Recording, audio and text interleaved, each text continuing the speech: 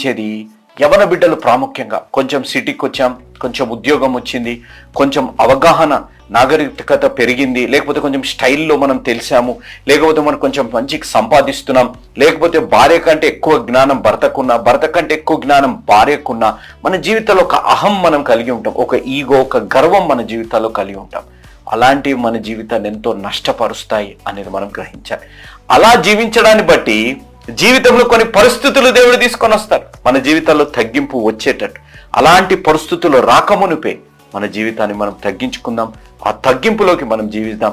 అలాంటి అనుభవంలోకి మీరు నేను రావాలి అని చెప్పి మన ప్రియతమన్న తండ్రి సమానులు మనమందరం ఎంతగానో ప్రేమించి జోషి అన్నగా పిలుచుకొని జోషి అన్నగారు స్థాపించిన యేసు అనుచలని కుటుంబం మీ కొరకు ప్రతిరోజు 4 పూటలు ప్రతి శనివారం రోజంతా మీ కొరకు ప్రత్యేకంగా ఉపవాస ప్రార్థనలు మేము చేస్తున్నాము అనేది మీరు మరవకండి. మీ కుమారుడిని, మీ తోబుట్టుని